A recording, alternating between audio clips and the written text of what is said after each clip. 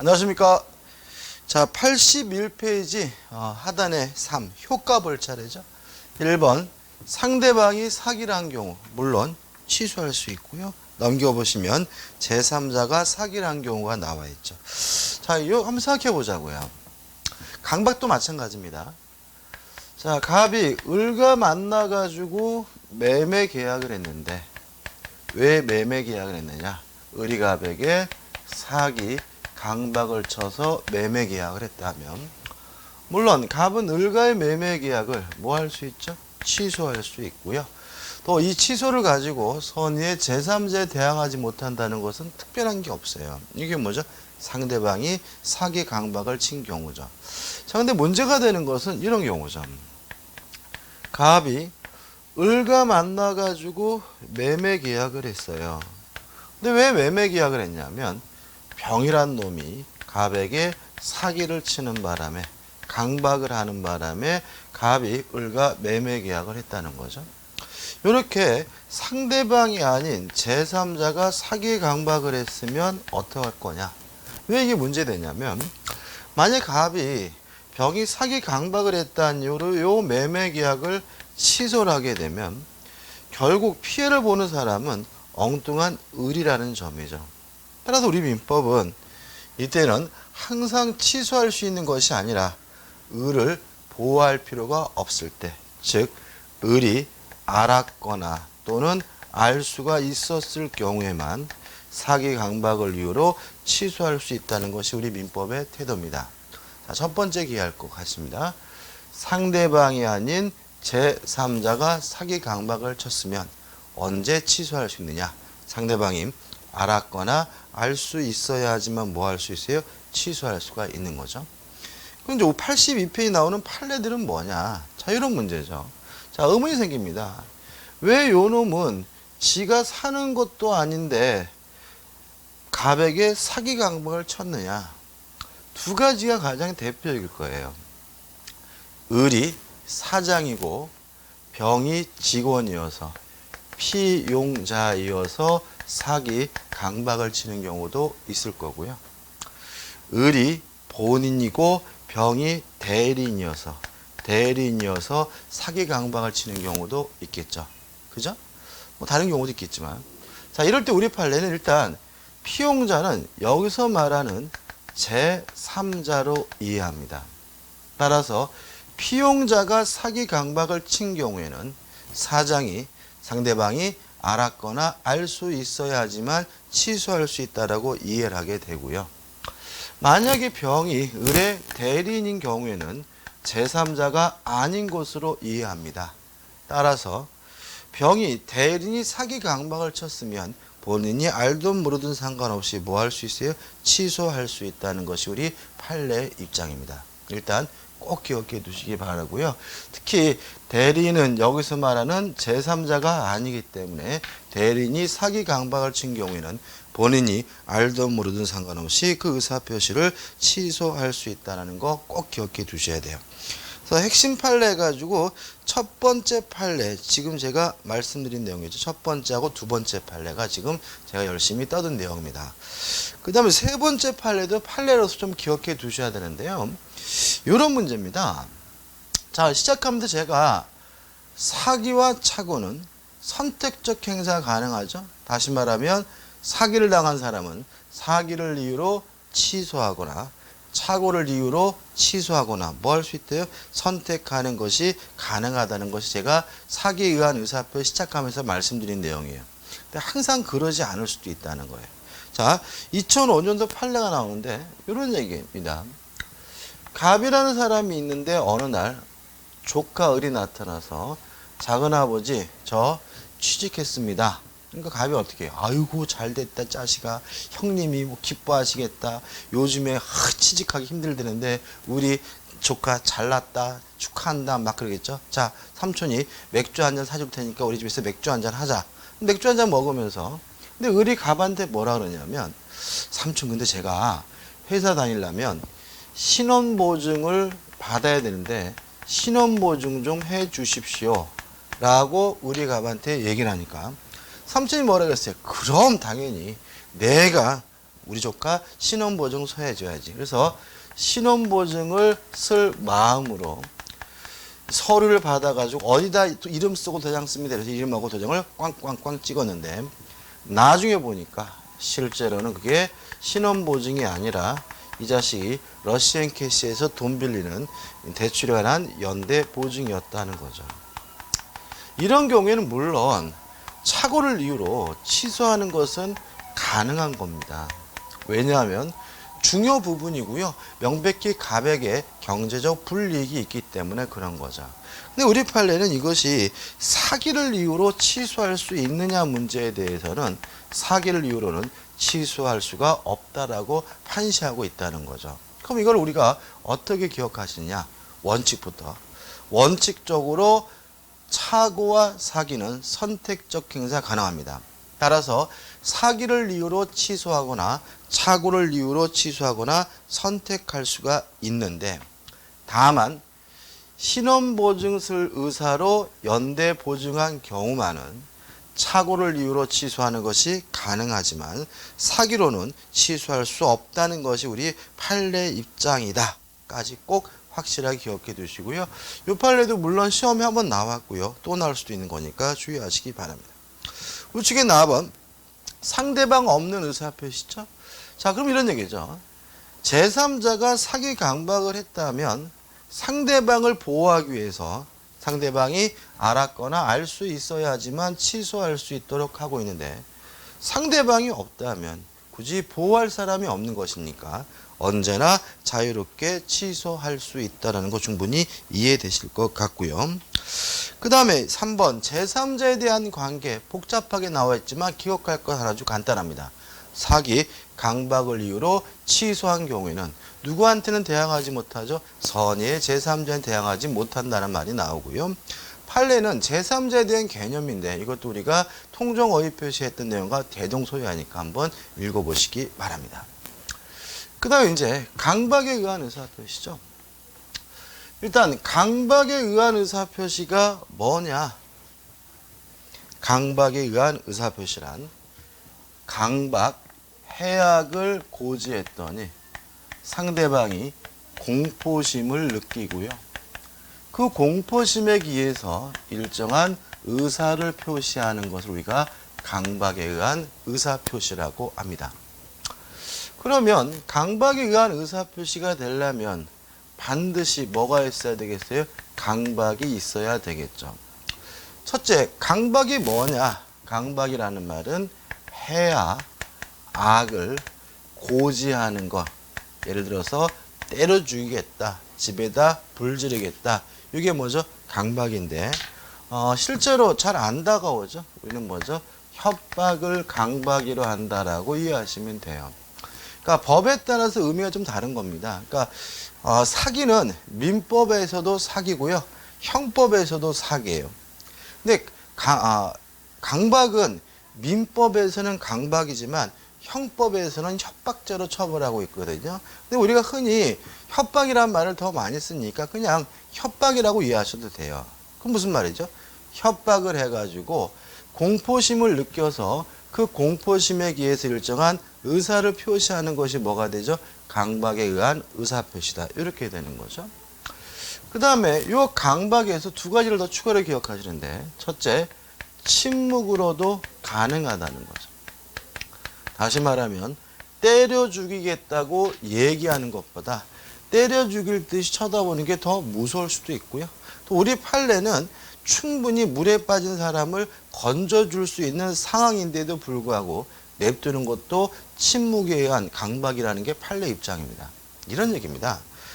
누가 지금 물에 빠져 있어요. 그래서 막 사람 살려 막 이런단 말이죠. 근데 저는 어떤 상태냐면 손만 뻗으면 그 사람을 쉽게 구조할 수 있는 상황이거든요. 그런데도 불구하고 제가 암소리 안 하고 빤히 쳐다보고 있어요. 그럼 그쪽에서 사람 살려 막 저 눈을 쳐다보면서 그죠? 사람 살려 사람 살려 막 그러겠죠, 그죠? 근데도 제가 어떻게 해요? 빤히 보고 있으니 그 양반이 갑자기 200만 원 그런단 말이죠. 그래서 제가 그래도 어떻게 해요? 빤히 쳐다보고 있으면 300만 원 그러겠죠. 그러길래 제가 손을 딱 뻗었다. 그럼 이것도 뭐예요? 강박인 거죠. 왜냐하면 저는 암소리 안 하고 침묵을 하고 있지만 상대방은 어떤 공포심을 느끼고 있어요? 이 인간 구조 안 해줄지도 모르겠다라는 공포심을 느꼈기 때문에 200이다 300이다 돈을 외친 거잖아요. 따라서 이것도 아무 소리 안 하고 침묵으로도 뭐가 가능해? 강박이 가능하다는 것이 우리 판례 입장임을 주의하시고요. 그 다음에 세 번째로 주의하실 것은 중요한데, 자, 만약에 강박의 정도가 너무 지나쳐 가지고요, 의사결정의 자유가 완전 박탈된 상태에 이루어졌다라고 평가된다면 그때는 취소할 수 있는 정도가 아니라 아예 무효라는 것이 우리 판례 입장입니다. 왜냐하면 이런 경우에는 의사 무능력자와 다름이 없는 거거든요. 무슨 말이냐? 제가 길을 가는데 누가 몽둥이 들고 아저씨 3만 원만 줘 그런단 말이죠. 그러면 3만 원 안 주면 저를 뭐 하겠다는 거예요? 좁히겠다는 거죠. 그죠? 그러니까 저는 어떻게 해요? 두드려 맞을까 봐 무서워서 3만 원을 주겠다라고 얘기했다면 그건 뭐예요? 강박에 의한 의사표시인 거죠. 근데요, 그 자식이 손에 몽둥이를 들고 있는 게 아니라 사시미를 들고 있어요. 사시미를 목에 여기다 딱 겨누고 있어요. 여기서 줄지 말지를 고민하는 사람은 뭐예요? 또라이인 거죠. 그죠? 다시 말하면 목에 칼이 디밀고 있는 상태라면 저는 주겠다 말겠다 완전히 의사결정의 자유가 뭐죠? 박탈된 상태인 거예요. 제가 주겠다고 말하는 것은 아무런 의미가 없는 거예요. 마치 잠자는 사람이 얘기하는 거, 만취자가 얘기하는 것과 같이 마찬가지이기 때문에 이거는 의사무능력자와 동일하게 평가됩니다. 따라서 의사무능력자의 법률행위가 무효인 것처럼 의사결정의 자유가 완전 박탈된 상태에 이루어진 경우에도 취소할 수 있는 것이 아니라 아예 무효가 된다는 것이 우리 판례 입장임을 꼭 기억해 두시기 바랍니다. 아주 잘 내죠. 그 다음에 두 번째로요. 강박이 있고 요 강박이 위법해야지만 강박에 의한 의사표시가 됩니다. 물론 여기서 위법도 사기와 마찬가지로 비난 가능성의 존재죠. 비난할 정도여야 위법한 것이고 강박에 의한 의사표시가 되는 것인데 우리 판례는 강박의 위법성에 대해서는 둘로 나누고 있습니다. 첫째, 행위나 수단이 부당하다면 그것이 정당한 이익을 취득할 목적으로 이루어졌더라도 위법하다고 봅니다. 반대로 행위나 수단이 정당하더라도 만약에 부정한 이익을 취득할 목적으로 이루어졌다면 이것도 뭐죠? 위법하다고 이해합니다. 무슨 말인가요? 자, 이런 얘기죠. 자, 을이 갑에게요 1억을 빌려줬어요. 1억 빌려줘 그 빌려준 1억을 받는 것은 명백히 뭐예요? 정당한 이익인 거죠. 그죠? 근데 만약에 을이 갑에게 뭐라 그랬냐면 안 갚으면 때려 죽이겠다 그랬어요. 삽 들고 와가지고 안 갚으면 너 자식아 흙냄새 맡을 줄 알아? 뭐 이렇게 얘기했어요. 그러면 뭐가 부당한 거예요? 행위나 수단이 부당한 거기 때문에 뭐가 되는 거죠? 위법한 강박이 되는 거죠. 이해되시죠? 그죠? 그 다음에 두 번째로 행위나 수단이 정당하다는 거 할 때 가장 대표적인 것이 뭐냐면 고소 고발인 거죠. 누가 자기를 고소하겠다 고발하겠다고 하면 기본적으로 사람 아무도 없어요. 그렇지만 고소 고발은 국가로부터 구제를 받겠다는 말인 거죠. 그런데 이 자체는 뭐예요? 부당한 것이 아니라 정당한 거죠. 그래서 만약에 을이 갑에게 1억을 빌려주고 안 갚으면 고소하겠다라고 얘기해서 1억을 돌려받았다면 그것은 아무런 문제가 없는 거예요. 근데 고소하겠다고 했더니 갑이 뭐죠? 벌벌벌 떨면서 제발 고소만은 안 돼요. 막 이러길래 그러면 자식아 1억 가지고는 안 되지. 돈 더 다오. 1억 플러스 알파에서 부정한 이익을 취득할 목적이었다면 이것도 뭐가 돼요? 위법한 강박이 될 수 있음을 유의하시기 바랍니다. 그 다음에 세 번째로 이 강박에 의한 의사표시가 성립되려면 고의여야 합니다. 따라서 과실로 상대방에게 공포심을 준 것은 강박에 의한 의사표시가 아니고 뭐가 필요해요? 고의가 필요한데 이 고의도 2단의 고의여야 합니다. 따라서 강박을 해서 공포심을 일으키겠다는 1단계의 고의만으로는 부족하고요. 그 공포심에 기해서 일정한 의사표시를 받겠다라는 2단계의 고의가 필요하다는 거 주의하시기 바랍니다. 그 다음 마지막으로 네 번째, 인과관계가 필요한데 이 인과관계는 굳이 객관적일 필요는 없고요. 주관적인 것만으로도 충분하다는 것이 우리 판례 입장입니다. 다시 말하면 객관적으로 일반인 입장에서는 굳이 공포심을 느낄 만한 것이 아니었어요. 그렇지만 주관적으로 그것에 대해서 공포심을 실제로 느끼고 있다면 그것만으로도 뭐가요? 인과관계가 있는 것이기 때문에 강박에 의한 의사표시라는 얘기죠. 우리 판례는 뭐가 있냐면 가장 대표적인 판례가 벼락마저 뒤지라 그랬어요. 벼락마저 뒤지라. 그러면 일반인 입장에서는 벼락마저 뒤져 자식아 그러면 그래 자식아 나 인마 대가리에다 피레칭 꽂고 다닐 거다 자식아 뭐 벼락마저 뒤지나 보자. 겁 안 내거든요. 근데 실제로 그 양반은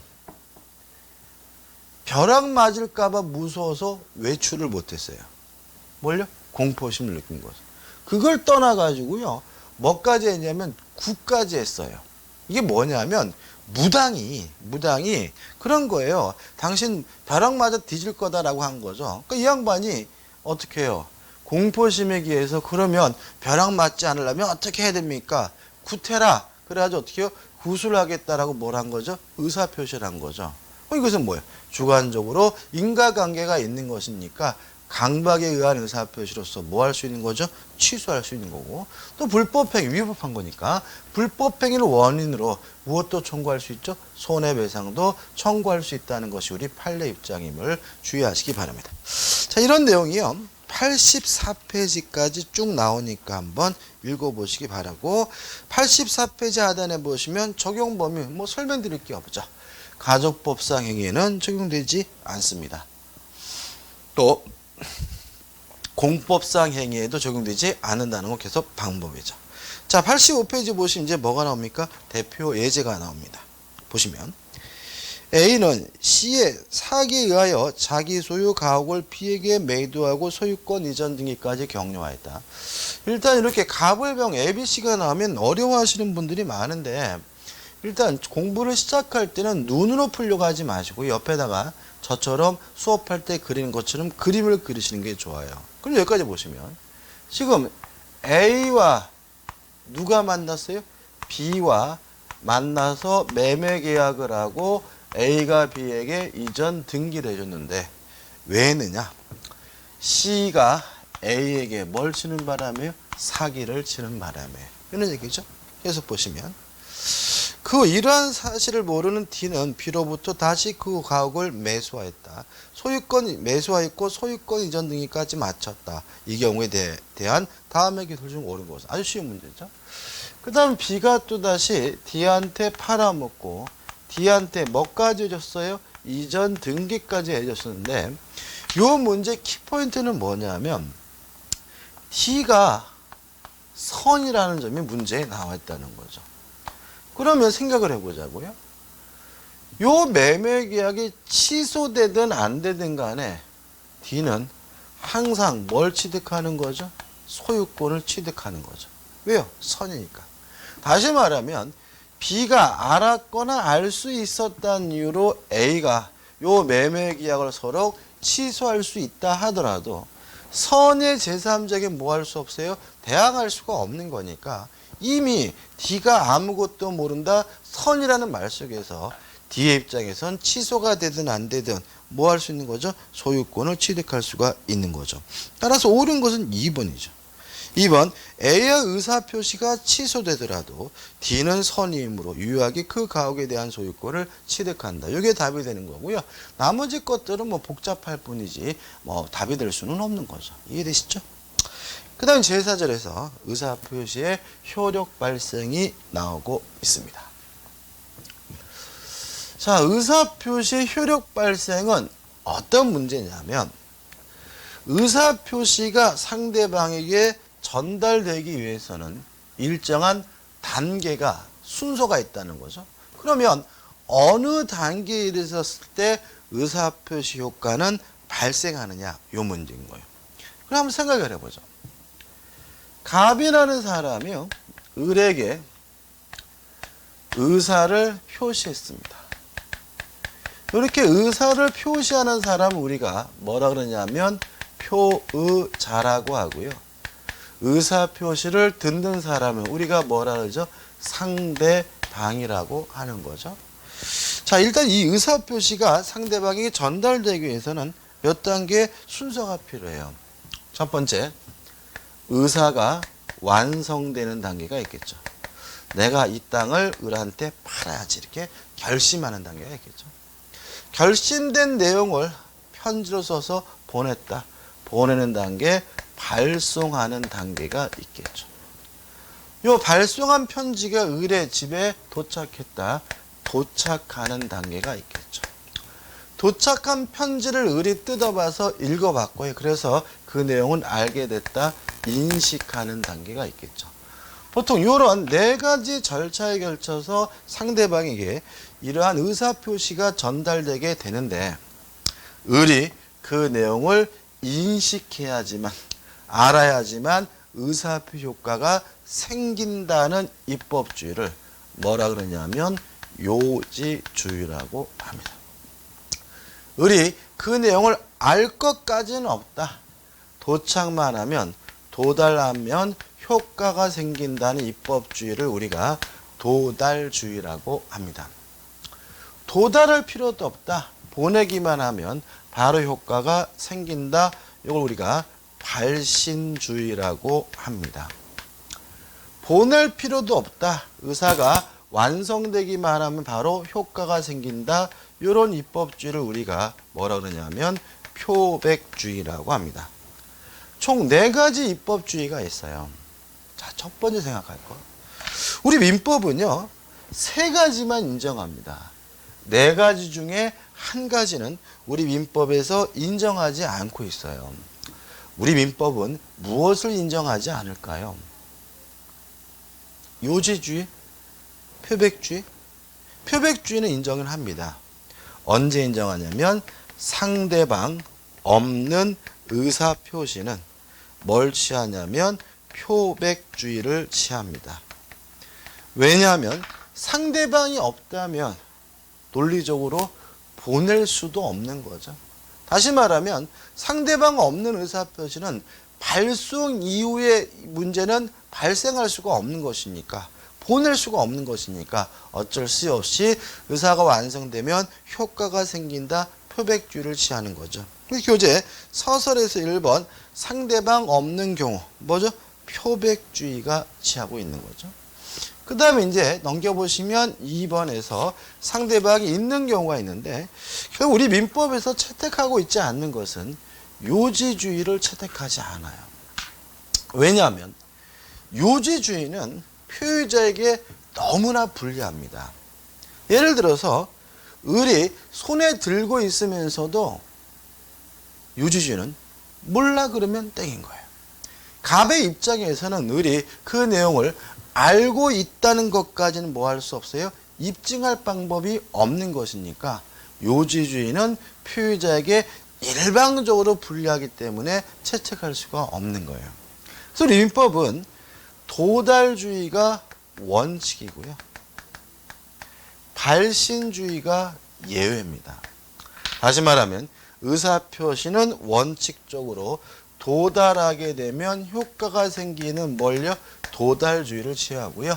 예외적으로 뭘 취합니까? 발신주의를 취하고요. 상대방 없는 의사표시는 뭘 취하죠? 표백주의를 취한다. 이게 뭐죠? 첫 번째 기억할 내용이죠. 교재 보시면 2번 의사표 효력 발생 시기에서 111조가 나오는데 결국 무슨 내용이겠습니까? 우리 민법은 원칙적으로 도달주의를 채택하고 있다는 거거든요. 그래서 1번 원칙, 2번 도달주의 원칙에서 양가리 1번 뭐가 합니까? 도달의 의의가 나오죠. 자, 그러면 도달이 되면 효과가 생겨요. 도달이 뭐냐? 상대방 집의 영역 내에 진입했다는 거죠. 상대방 집의 영역 내에 진입을 해서요. 언제든지 마음먹으면 그 내용을 알 수가 있는 상태라면, 요지 가능성이 존재한다면, 아직 그 내용을 상대방이 알지 못했더라도, 요지하지 못했더라도 효과가 발생하는데, 이걸 우리가 뭐라 하냐면 도달주의라고 하는 거죠. 뭐가 다르냐? 방금 제가 을이 손에 들고 있도록 몰라 그러면 요지주의에서 뭐예요? 땡이었잖아요.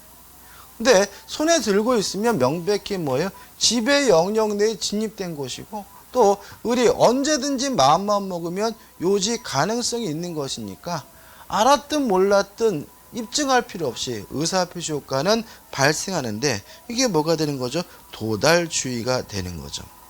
그래서 우측에 보시면 핵심 판례에서 1번과 2번 판례는 결국은 뭐죠? 요거죠.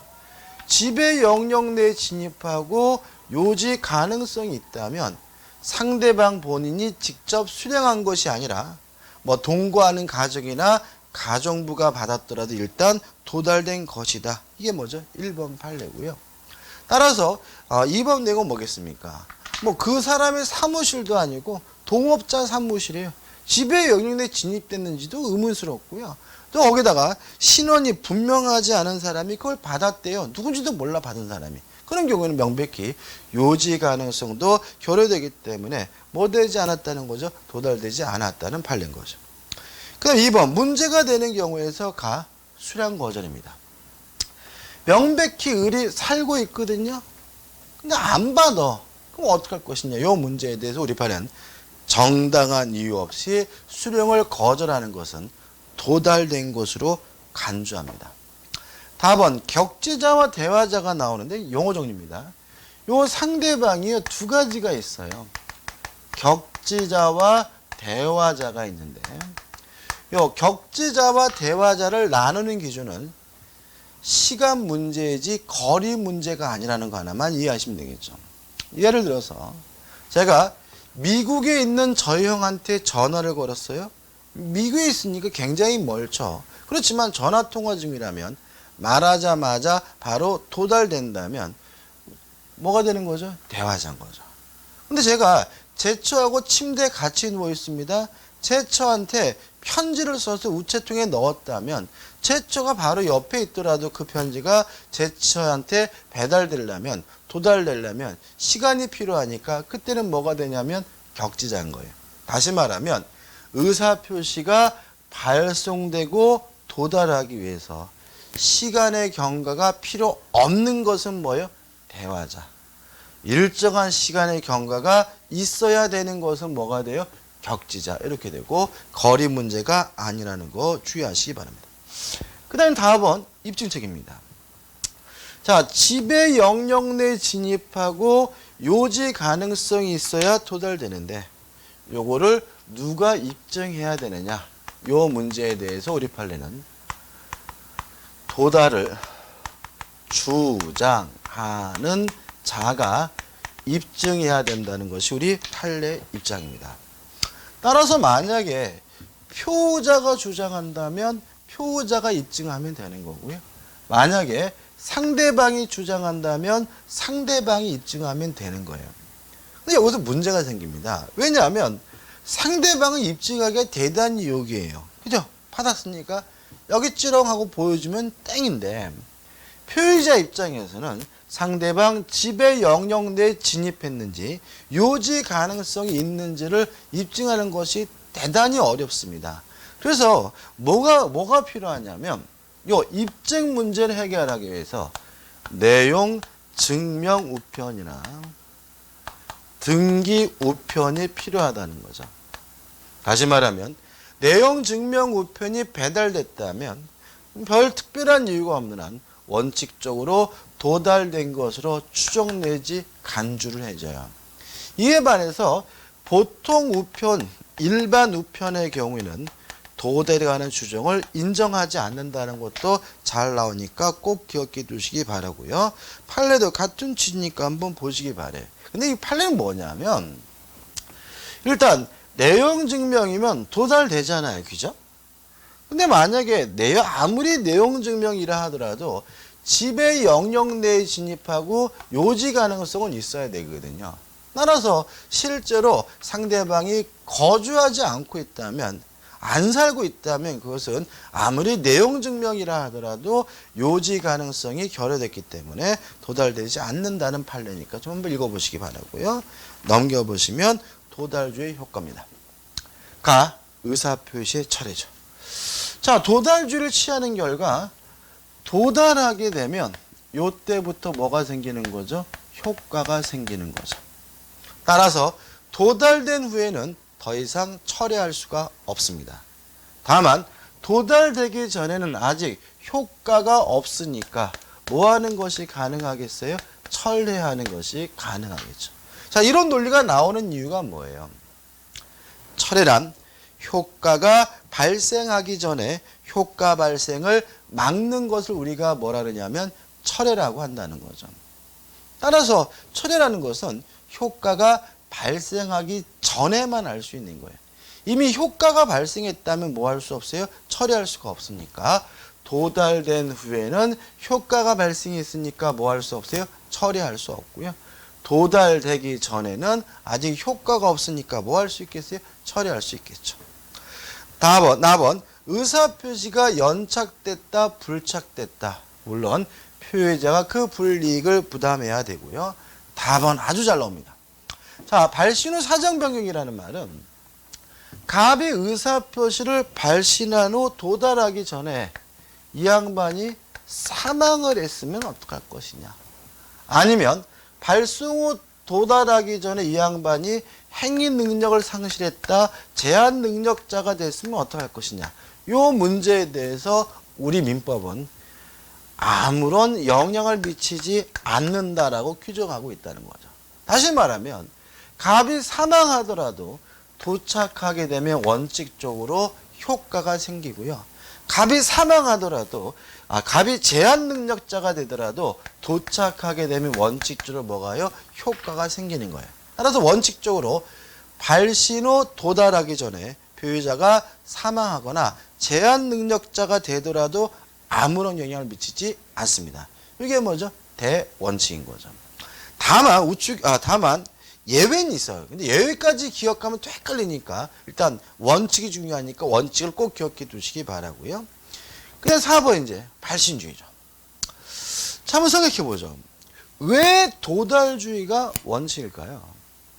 발신주의는 발신만 하면 뭐가 생겨요? 효과가 생기는 거니까 상대방이 예측하지 못한 피해를 볼 우려가 있죠. 만약에 발신주의를 취한다면 저는 보내기만 하면 되는 것이고 도달된 것에 대해서 뭐 할 필요 없어요? 신경 쓸 필요가 없는 거니까 굳이 등기 속달 보낼 필요가 없는 거잖아요. 따라서 발신주의란 상대방에게 예측하지 못한 불측의 손해를 입힐 위험이 있기 때문에 뭐가 원칙인 거예요? 도달주의가 원칙인 거예요. 그러면 언제 예외적으로 발신주의를 취하느냐? 상대방 입장에서 뭔가 나에게 오고 있다는 사실을 상대방이 충분히 예상하고 있다면 그때는 도달주의를 취하지 않고 발신주의를 취해요. 가장 대표적인 것이 뭐예요? 답장입니다. 우리 갑에게요, 뭔가 뭐를 보냈어요. 뭔가 뭐를 보냈고 그거에 대한 답장이라면 을의 입장에서는 충분히 뭐가 오고 있다는 사실을 뭐 할 수 있어요? 예견할 수가 있기 때문에 답장이 뭐인 거예요? 발신주의인 거예요. 두 가지입니다. 최고에 대한 답장인 확답은 뭐죠? 발신주의입니다. 을의 갑에게요, 먼저 최고를 했고요. 그거에 대한 답장인 확답은 뭐라고요? 발신주의예요. 청약에 대한 답장인 승낙은 뭐죠? 발신주의입니다. 우리 갑에게 뭔가 청약을 하고요. 그거에 대한 답장인 승낙은 뭐인 거예요? 발신주의인 거예요. 두 가지죠, 그죠? 그게 분수를 하면 뭐죠? 이렇게 많은 것처 같은데, 그죠? 그 다음에 따로 기억할 것은 사원총의 소집 통지가 발신주의다. 이렇게 기억해 주시면 됩니다. 다시 한번요. 예외적으로 언제 발신주의를 취하느냐? 첫째, 답장이다. 따라서 최고에 대한 답장인 승낙 확답은 뭐죠? 발신주의고, 청약에 대한 답장인 승낙은 뭐죠? 발신주의고, 그 다음에 두 번째, 사원총의 소집 통지가 발신주의다. 이렇게 크게 기억해 두시기 바랍니다. 자, 이번 건 여기까지 하고요. 다음 강의 때 이어서 들어가도록 하겠습니다. 감사합니다.